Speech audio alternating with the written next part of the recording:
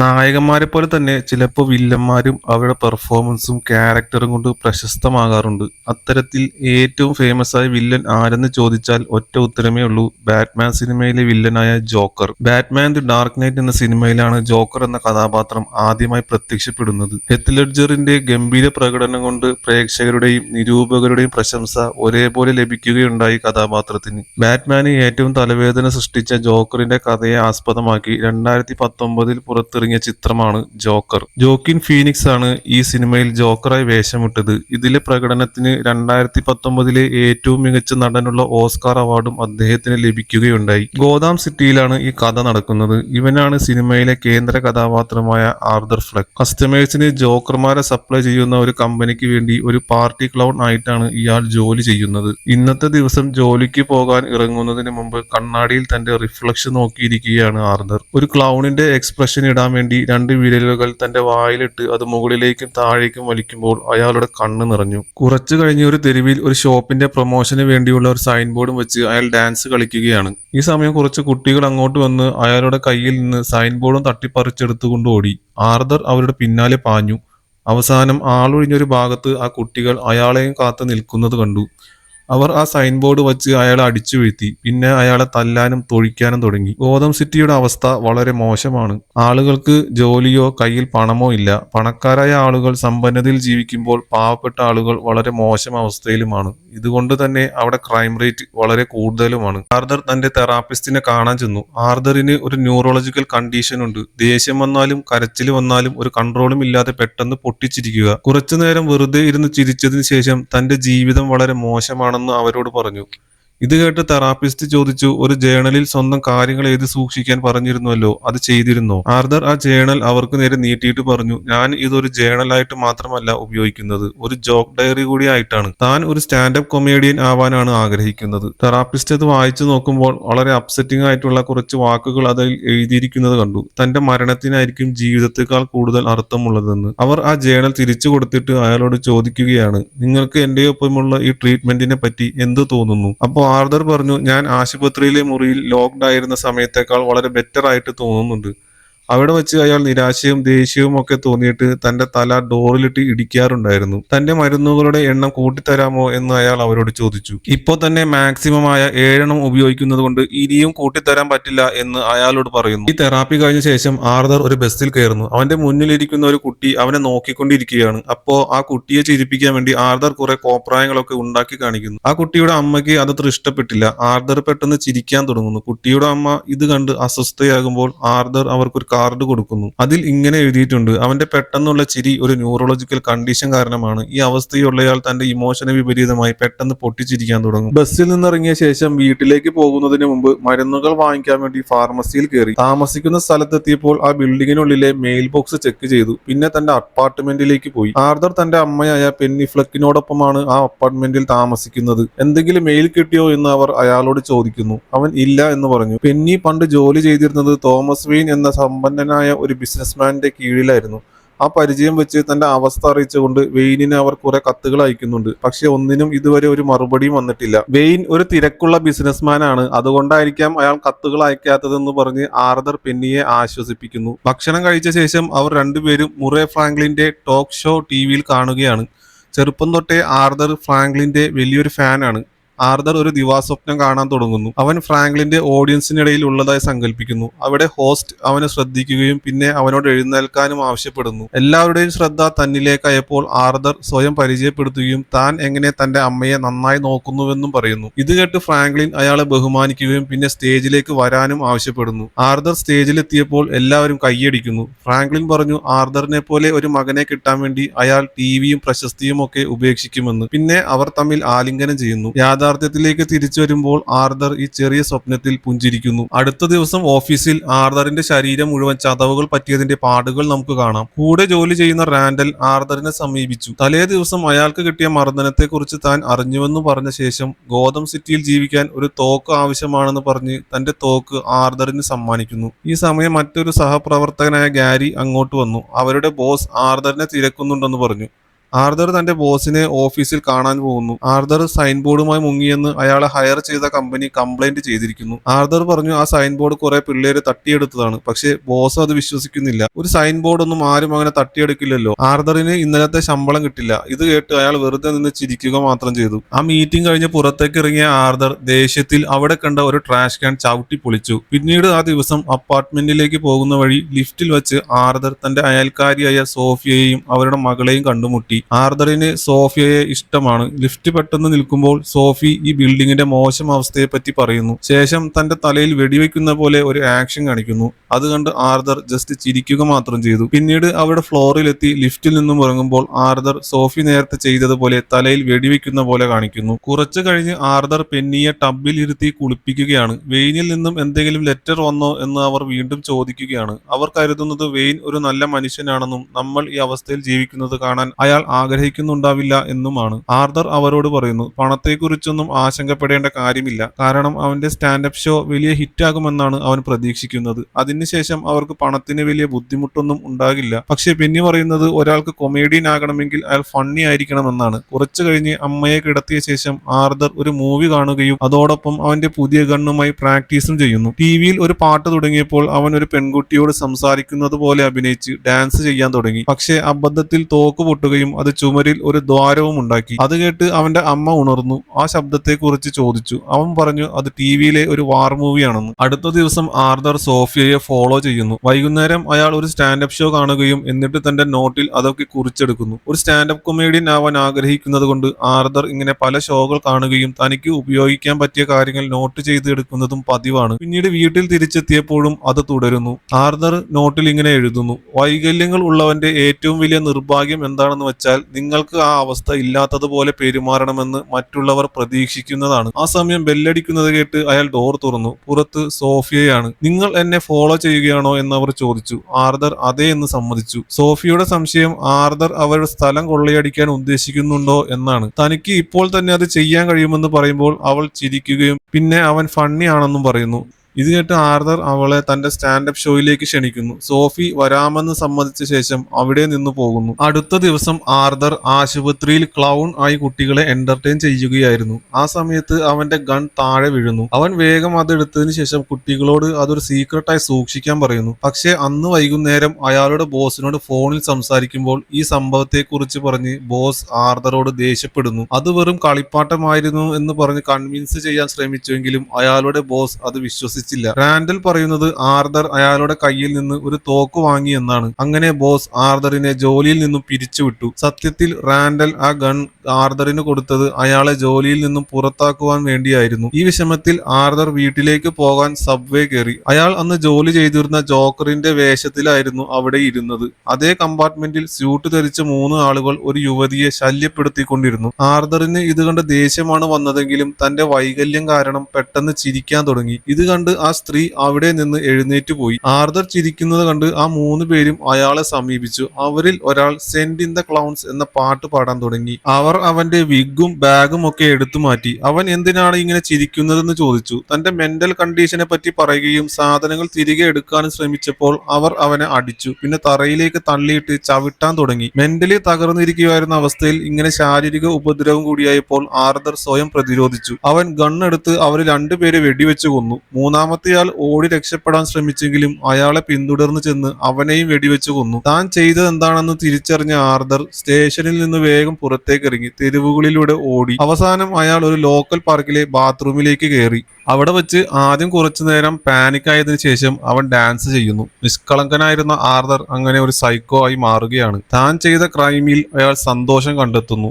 ആകെ എക്സൈറ്റഡ് ആയ ആർതർ തന്റെ അപ്പാർട്ട്മെന്റ് ബിൽഡിംഗിലേക്ക് തിരിച്ചു വന്ന് സോഫിയുടെ വാതിലിൽ തട്ടുന്നു. അവൾ വാതിൽ തുറന്ന ഉടനെ അവൻ അകത്തേക്ക് കയറി അവളെ കിസ് ചെയ്യുന്നു. അടുത്ത ദിവസം തന്നെ ജോലിയിൽ നിന്ന് പിരിച്ചുവിട്ടതിനാൽ തന്റെ സാധനങ്ങളൊക്കെ എടുക്കാൻ വേണ്ടി ആർതർ വർക്ക് പ്ലേസിലേക്ക് പോകുന്നു. അവിടെ സബ്വേയിൽ ഒരു ക്ലൗൺ 3 പേരെ വെടിവെച്ചു കൊന്നുവെന്ന ന്യൂസിനെ കുറിച്ച് സഹപ്രവർത്തകർ സംസാരിക്കുന്നത് കേൾക്കുന്നു. അവർ അവനോട് ജോലി നഷ്ടപ്പെട്ട കാര്യത്തിൽ സഹതാപം പ്രകടിപ്പിക്കുന്നു. തന്റെ ജോലി പോകാൻ കാരണക്കാരനായ റാൻഡലിന്റെ കപടത ആർതറിനെ വല്ലാതെ ദേഷ്യം പിടിപ്പിക്കുന്നു. ആ ക്രൈം നടത്തിയത് അവന്റെ തോക്ക് ഉപയോഗിച്ചാണെന്ന് അവൻ എല്ലാവരോടും പറയുന്നു. പോകുന്നതിന് മുമ്പ് ആർതർ പഞ്ച് ക്ലോക്ക് അടിച്ചു പൊട്ടിക്കുന്നു. പുറത്തേക്ക് പോകുമ്പോൾ അവിടെ ഡോൺ ഫോർഗെറ്റ് ടു സ്മൈൽ എന്നൊരു ബോർഡ് കാണുന്നു. അതിലെ 2 വാക്കുകൾ മായ്ച്ചു കളഞ്ഞ് അത് ഡോൺ സ്മൈൽ എന്നാക്കി മാറ്റുന്നു. തന്റെ അപ്പാർട്ട്മെന്റിലേക്ക് തിരിച്ചെത്തി അവസാനത്തെ കുറച്ച് പിൽസ് എടുത്തതിന് ശേഷം ആർതർ അമ്മയോടൊപ്പം TV കാണുന്നു. TVയിൽ തോമസ് വെയിനിന്റെ ഒരു ഇന്റർവ്യൂ നടക്കുകയാണ്. കൊല്ലപ്പെട്ട ആളുകൾ വെയിനിന്റെ കമ്പനിയിലെ എംപ്ലോയീസ് ആയിരുന്നു. നഗരത്തിൽ പണക്കാർക്കെതിരെ ഉയർന്നു വരുന്ന വികാരത്തെക്കുറിച്ച് ഹോസ്റ്റ് ചോദിച്ചപ്പോൾ അത് പരിഹരിക്കാൻ മേയറായി മത്സരിക്കാൻ ആലോചിക്കുന്നുണ്ടെന്ന് വെയിൻ പറയുന്നു. കൊലപാതകിയെക്കുറിച്ച് ചോദിച്ചപ്പോൾ അയാൾ ക്ലൗൺ മാസ്ക് ധരിച്ചത് സ്വാഭാവികമാണെന്നും കാരണം അയാൾ മുഖം മറയ്ക്കാൻ ആഗ്രഹിച്ച ഒരു ഭീരുവാണെന്നും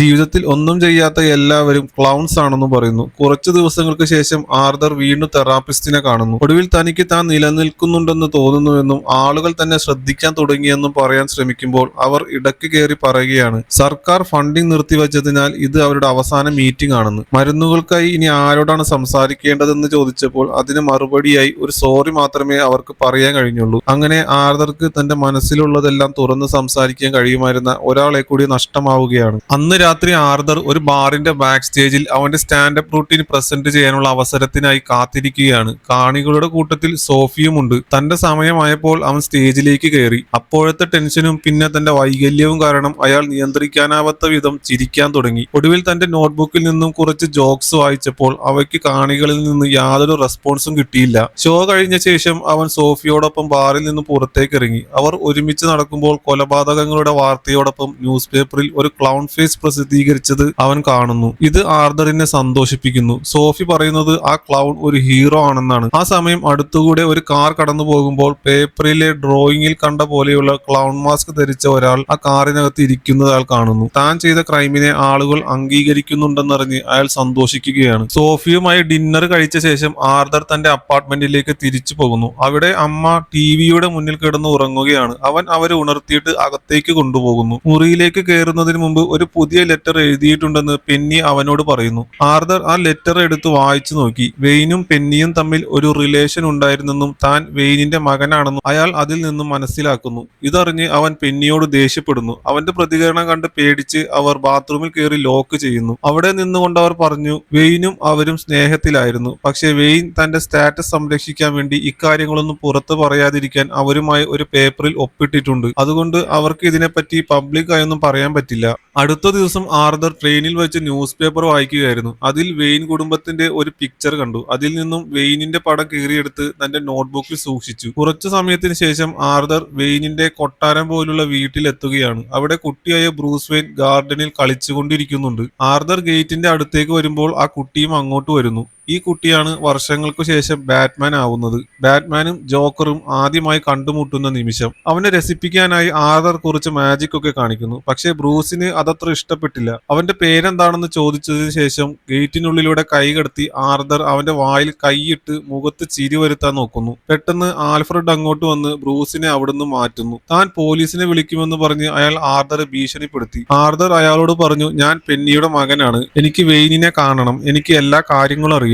പെന്നി ഒരു മെന്റൽ പേഷ്യന്റ് ആയിരുന്നു എന്ന് പറഞ്ഞ് ആൽഫ്രഡ് പൊട്ടിച്ചിരിക്കുന്നു. ദേഷ്യം വന്ന ആർതർ ഗേറ്റിനുള്ളിലൂടെ ആൽഫ്രഡിനെ പിടിച്ചു വലിച്ച് അയാളെ ശ്വാസം മുട്ടിക്കാൻ തുടങ്ങി. പക്ഷേ ബ്രൂസ് ഇത് കാണുന്നത് കണ്ടപ്പോൾ ആർതർ പിടിവിട്ട് അവിടെ നിന്ന് ഓടിപ്പോയി. അന്ന് വീട്ടിലെത്തിയപ്പോൾ അവന്റെ അമ്മയെ ആംബുലൻസിൽ കയറ്റി ഹോസ്പിറ്റലിലേക്ക് കൊണ്ടുപോകുന്നതാണ് കണ്ടത്. അവനും ആംബുലൻസിൽ കയറി അവരോടൊപ്പം പോയി. കുറച്ചു മണിക്കൂറുകൾക്ക് ശേഷം ഹോസ്പിറ്റലിന് പുറത്ത് കാത്തിരിക്കുമ്പോൾ 2 പോലീസുകാർ ആർതറിനെ സമീപിച്ചു. അയാളെ ജോലിയിൽ നിന്ന് പിരിച്ചുവിട്ടത് കയ്യിൽ ഗൺ ഉപയോഗിച്ച് കുട്ടികളുടെ മുന്നിൽ പെർഫോം ചെയ്തതിനാണെന്ന് ആർതറിന്റെ ബോസിൽ നിന്നും ഡിറ്റക്റ്റീവുകൾ അറിഞ്ഞിരുന്നു. അതിനുശേഷം അവർ ആർതറിനെ തിരക്കി അയാളുടെ അപ്പാർട്ട്മെന്റിൽ വന്നു. അവിടെ വെച്ച് പെന്നിയോട് ചോദിച്ചപ്പോൾ വീട്ടിൽ വെച്ച് തോക്കിൽ നിന്ന് വെടിശബ്ദം കേട്ട കാര്യം അവർക്ക് അറിയാൻ കഴിഞ്ഞു. അതിനുശേഷമാണ് പെന്നിക്ക് സ്ട്രോക്ക് വന്നത്. ഇപ്പോൾ അവർക്ക് സബ്വേ കൊലപാതകങ്ങളെ കുറിച്ച് ആർതറിനെ ചോദ്യം ചെയ്യണം. തന്റെ ഗൺ വെറും ഒരു കളിപ്പാട്ടമായിരുന്നു എന്ന് അവരോട് പറഞ്ഞതിന് ശേഷം അമ്മയുടെ മുറിയിലേക്ക് പോയി. ആശുപത്രിയിലെ മുറിയിൽ സോഫിയും അവനോടൊപ്പം ഇരിക്കുകയാണ്. അവർ അവിടെ നിന്ന് പോയതിനു ശേഷം ആർതർ TV ഓൺ ആക്കുന്നു. അതിൽ ഫ്രാങ്ക്ലിന്റെ ഷോ ആണ് കാണിക്കുന്നത്. തന്റെ സ്റ്റാൻഡപ്പ് കോമഡിയുടെ ക്ലിപ്പുകൾ കാട്ടി ആർതറിനെ പരിഹസിക്കുന്നതാണ് അവൻ കണ്ടത്. താൻ ചെറുപ്പം മുതൽ ആരാധിച്ചിരുന്ന ഒരു വ്യക്തിയിൽ നിന്ന് ഇങ്ങനൊരു അനുഭവം ഉണ്ടായത് ആർതറിന് സഹിക്കാൻ കഴിയുന്നതിലും അപ്പുറമായിരുന്നു. അപ്പാർട്ട്മെന്റിലേക്ക് തിരിച്ചെത്തിയപ്പോൾ TVയിൽ ഒരു ന്യൂസ് കാണിക്കുന്നു. വെയിൻ തങ്ങളെ ക്ലൗൺസ് എന്ന് വിളിച്ചതിനാൽ ജനങ്ങൾ ക്ലൗൺ മാസ്ക് ധരിച്ച് കലാപം നടത്തുകയാണ്. ആർതർ ഈ പ്രതിഷേധങ്ങളിൽ പങ്കെടുക്കാൻ തീരുമാനിക്കുന്നു. അവിടെ എത്തിയപ്പോൾ പോലീസുകാരും സാധാരണക്കാരും തമ്മിലുള്ള സംഘർഷം മുതലെടുത്ത് വെയിൻ ഉള്ള ഒരു ബിൽഡിംഗിലേക്ക് അയാൾ നുഴഞ്ഞു കയറുന്നു. അത് ഒരു മൂവി തിയേറ്റർ ആയിരുന്നു. അയാൾ ഒരു എംപ്ലോയിയുടെ യൂണിഫോം മോഷ്ടിച്ച് അത് ഉപയോഗിച്ചുകൊണ്ട് ഓഡിറ്റോറിയത്തിൽ കയറി. വെയിൻ ഒരു വശത്തിരുന്ന് മൂവി കാണുന്നത് ആർതർ ശ്രദ്ധിച്ചു. വെയിൻ ആ റൂമിൽ നിന്ന് പുറത്തേക്ക് പോകുമ്പോൾ ആർതർ അയാളെ പിന്തുടർന്ന് ബാത്റൂമിലെത്തി. അവിടെ വെച്ച് പെന്നിയെ കുറിച്ച് അയാളോട് പറയുന്നു. പക്ഷെ വെയിൻ പറയുന്നത് അവൾക്ക് ഭ്രാന്താണെന്നും താൻ അവളെ ഒരിക്കലും തൊട്ടിട്ടില്ല എന്നുമാണ്. ആർതറിനെ പെന്നി ദത്തെടുത്തതാണ്. പക്ഷെ ആർതർ ഇത് വിശ്വസിക്കുന്നില്ല. ഇത് കേട്ടിട്ട് അവന് ഭയങ്കര ദേഷ്യം വരികയാണ്. പക്ഷെ തന്റെ വൈകല്യം കാരണം ഈ സമയം അവൻ കിടന്ന് പൊട്ടിച്ചിരിക്കുകയാണ് ചെയ്യുന്നത്. ഇത് കണ്ടിട്ട് വെയിൻ അവന്റെ മുഖത്തിട്ടൊന്ന് കൊടുത്തിട്ട് അവിടുന്ന് പോകുന്നു.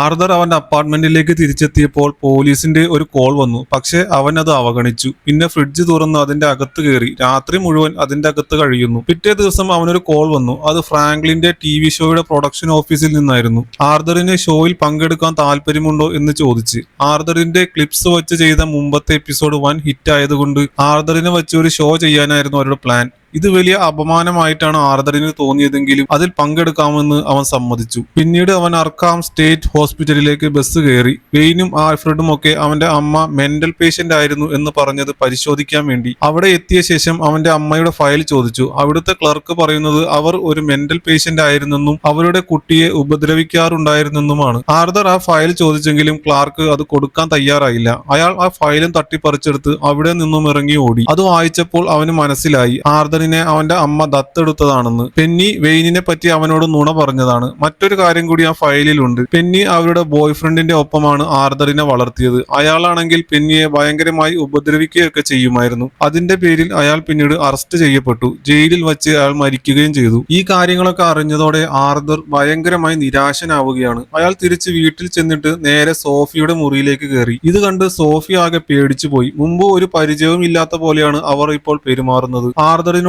വേഗം അവിടെ നിന്ന് പുറത്തിറങ്ങാൻ പറഞ്ഞു. ഇപ്പോഴാണ് അയാൾക്ക് മനസ്സിലാവുന്നത് ഇത്രയും നാൾ സോഫിയും ഒരുമിച്ചുള്ള സംഭവങ്ങളൊക്കെ യഥാർത്ഥത്തിൽ ആർതറുടെ ഇമാജിനേഷൻ മാത്രമായിരുന്നു. അടുത്ത ദിവസം ആശുപത്രിയിൽ പെന്നിയെ സന്ദർശിക്കുമ്പോൾ അവൻ അവളോട് പറയുന്നു തന്റെ ജീവിതം ഒരു ട്രാജഡി അല്ല മറിച്ച് ഒരു കോമഡിയാണെന്ന്. എന്നിട്ടൊരു പില്ലോ കൊണ്ട് അവളെ ശ്വാസം മുട്ടിച്ചു കൊല്ലുന്നു. പിന്നീട് വീട്ടിലെത്തിയ ആർതർ ഫ്രാങ്ക്ലിന്റെ ഷോക്ക് റെഡിയാവുകയാണ്. എന്താണ് പറയേണ്ടത് എന്നതിനെ പറ്റി പ്രാക്ടീസ് ചെയ്തതിനു ശേഷം മുടിയിൽ പച്ച കളർ അടിക്കുകയും പിന്നെ മുഖത്ത് ആ സമയം ഡോർബെൽ അടിച്ചു. അത് തുറക്കാൻ പോകുന്നതിന് മുമ്പ് ഒരു കത്രിക എടുത്ത് പാന്റിനുള്ളിൽ ഒളിപ്പിച്ചു. ഡോർ തുറന്നപ്പോൾ കണ്ടത് റാൻഡിയെയും ഗാരിയെയുമാണ്. റാൻഡൽ പറയുന്നത് പോലീസുകാർ ഇപ്പോ ക്ലൗണുകളെല്ലാം സബ്വേയിലെ മർഡർ കേസിന്റെ പേരിൽ ചോദ്യം ചെയ്യുകയാണ്. ആർതറിന്റെ കയ്യിലാണെങ്കിൽ റാൻഡലിന്റെ തോക്കും ഇരിപ്പുണ്ട്. ആർതറിന്റെ റെസ്പോൺസ് പക്ഷെ വളരെ ഭീകരമായിരുന്നു. അയാൾ ആ കത്രിക എടുത്ത് റാൻഡലിനെ കുത്തിക്കൊന്നു. പിന്നെ ചുമരിൽ ചേർത്ത് അടിച്ചു. ഇത് കണ്ട് പേടിച്ചു പോയ ഗാരി അവിടെ നിന്ന് രക്ഷപ്പെടാൻ ശ്രമിച്ചു. ആർതർ പക്ഷെ ഗാരിയെ ഒന്നും ചെയ്യാതെ വെറുതെ വിട്ടു. കാരണം ഗാരി മാത്രമാണ് ആർതറോട് എപ്പോഴും നൈസായിട്ട് പെരുമാറിയിട്ടുള്ള ഒരേ ഒരാൾ. പുതിയ സ്യൂട്ടൊക്കെ ഇട്ട് ഷോയിൽ പങ്കെടുക്കാൻ വേണ്ടി ആർതർ അവിടെ നിന്നും ഇറങ്ങി.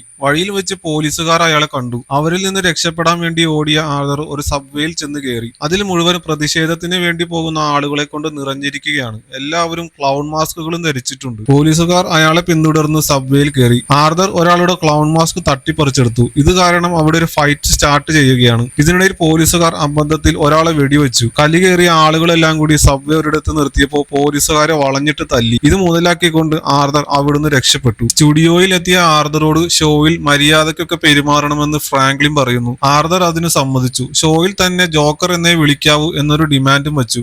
പിന്നീട് ആർതറിനെ സ്റ്റേജിലേക്ക് വിളിച്ചു. അയാൾ ഡാൻസ് ചെയ്തുകൊണ്ടാണ് അവിടേക്ക് കയറുന്നത്. നേരെ ചെന്ന് മറ്റൊരു ഗസ്റ്റിനെ കിസ് ചെയ്ത ശേഷം താൻ ഈ മേക്കപ്പ് ഇട്ടിരിക്കുന്നത് എന്തെങ്കിലും പൊളിറ്റിക്കൽ ഉദ്ദേശത്തോടെ അല്ല എന്നും പറയുന്നു. അതിനുശേഷം ഫ്രാങ്ക്ലിൻ ആർതറിനോട് ഒരു ജോക്ക് പറയാൻ പറയുമ്പോൾ ആർതർ തന്റെ ബുക്ക് എടുത്തിട്ട് മരണത്തെക്കുറിച്ച് ഒരു ജോക്ക് പറയുന്നു. മരണത്തെക്കുറിച്ച് ജോക്ക് പറയാൻ പറ്റില്ല എന്ന് പറഞ്ഞ് ഫ്രാങ്ക്ലിൻ ആർതറിനെ ഇന്ററപ്റ്റ് ചെയ്യുന്നു. പിന്നീട് തനിക്ക് നഷ്ടപ്പെടാനൊന്നും ഇല്ലാത്തതിനാൽ താനാണ് സബ്വേ കില്ലർ എന്ന് ആർതർ സമ്മതിക്കുന്നു. പക്ഷെ ആദ്യം ആരും അത് വിശ്വസിച്ചില്ല. ഇവിടുത്തെ സിസ്റ്റം സാധാരണ ജനങ്ങളെ എങ്ങനെയൊക്കെ തകർക്കുന്നു എന്ന് ഒരു നീണ്ട സ്പീച്ച് നടത്തിയ ശേഷം ഫ്രാങ്ക്ലിനും ആ സിസ്റ്റത്തിന്റെ ഭാഗമാണ്. തന്റെ വീഡിയോ TV ഷോയിൽ പ്ലേ ചെയ്ത് തന്നെ അപമാനിച്ചതും ഇവിടെ വിളിച്ചു വരുത്തിയത് തന്നെ കളിയാക്കാനാണെന്നും പറഞ്ഞ് ആ ലൈവ് ഷോയ്ക്കിടെ ആർതർ ഒരു തോക്കെടുത്ത് ഫ്രാങ്ക്ലിനെ വെടിവെച്ച് കൊന്നു. കാണികളെല്ലാം പേടിച്ചലറി അവിടെ നിന്നും ഇറങ്ങി ഓടുമ്പോൾ ഷോ കട്ട് ചെയ്യുന്നു. പോലീസുകാർ അറസ്റ്റ് ചെയ്ത് കാറിൽ കയറ്റിക്കൊണ്ടു പോകുമ്പോൾ വഴിയിൽ നീളെ കലാപം നടക്കുന്നത് കാണുന്നു. എല്ലാവരും ക്ലൗൺ മാസ്ക് വെച്ചിട്ടുണ്ട്. ആർതറിന് ഇതെല്ലാം വളരെ മനോഹരമായി തോന്നി. പെട്ടെന്ന് ഒരു ആംബുലൻസ് വന്ന് അവരുടെ കാറിനെ ഇടിച്ചു. ഇടിയുടെ ആഘാതത്തിൽ ആർതറിന്റെ ബോധം പോയി. ആ ആംബുലൻസ് ഓടിച്ചിരുന്ന ആൾ കാറിനകത്ത് ആർതർ കിടക്കുന്നത് കണ്ടു. അയാൾ മറ്റു പ്രതിഷേധക്കാരുടെ ഒപ്പം ആർതറിനെ അവിടുന്ന് എടുത്ത് ഒരു കാറിന്റെ പുറത്ത് കിടത്തി. അതേസമയം ഗോതം നഗരത്തിന്റെ മറ്റൊരു ഭാഗത്ത് വെയിൻ കൂടി കുടുംബം ഈ പ്രതിഷേധത്തിൽ നിന്ന് രക്ഷപ്പെടാൻ ഒരു തിയേറ്ററിൽ നിന്നും പുറത്തേക്ക് വരുമ്പോൾ ഒരു പ്രൊട്ടസ്റ്റർ അവരെ പിന്തുടരുന്നു.